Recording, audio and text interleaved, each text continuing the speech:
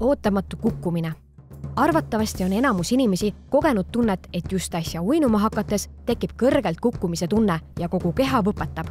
Sellised tahtele allumatud lihastõmblused, mis vallutavad käed, jalad või terve keha, tekivad lausa 70% inimestest. Samas ei tea keegi päris täpselt, mis neid põhjustab, aga uurime siiski.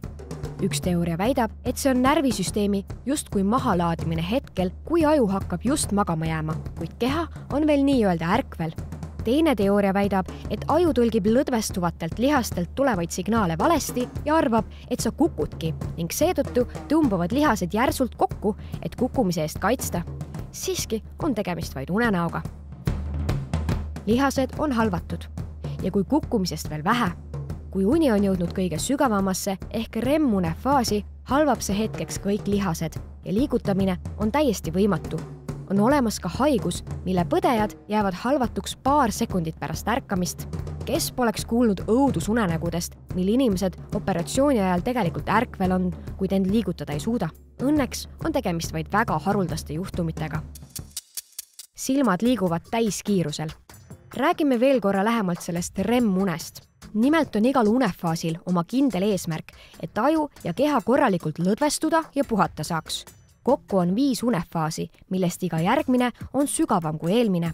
Kõige sügavamas REM-une faasis, mis algab umbes 60–90 minutit pärast uinumist, hakkavad aga silmad väga aktiivselt edasi-tagasi liikuma, millest sul tänu sellele, et sügavalt magad, aga aimugi pole. Silmad liiguvad nii kiiresti, sest aju on keskendunud sellele, mida parajasti unes näed. Lapsed kasvavad ja katkised luud paranevad.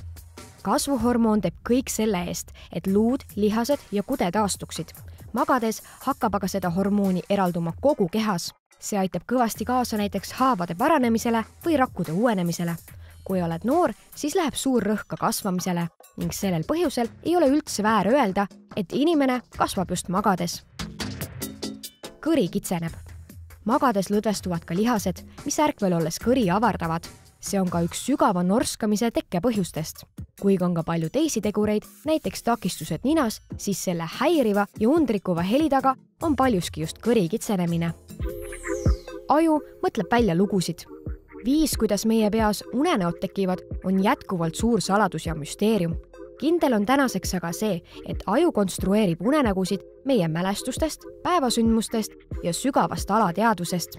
Seetõttu segunevadki päevasündmused aastate tagustega ning sekka tuleb ka mõni kogetud trauma, emotsioonid ja kokku saabki üks absurdne unenäos asipundar.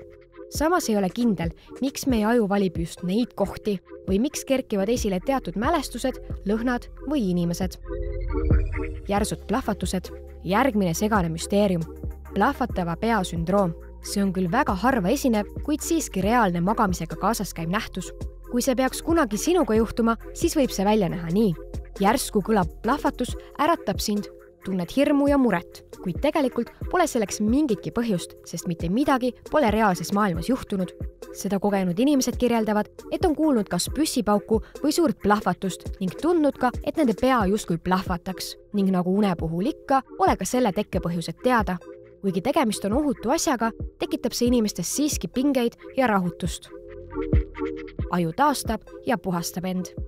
Pärast kõiki neid müsteeriume on Rochesteri ülikooli teadlased leidnud ka midagi positiivset. Nimelt avastasid nad, et magades puhastab aju end ise päeva jooksul kogunenud prügist.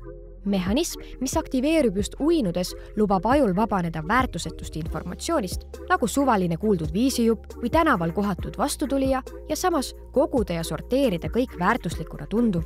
See on ka kindlalt üks põhjuseid, miks hommik on õhtust targem.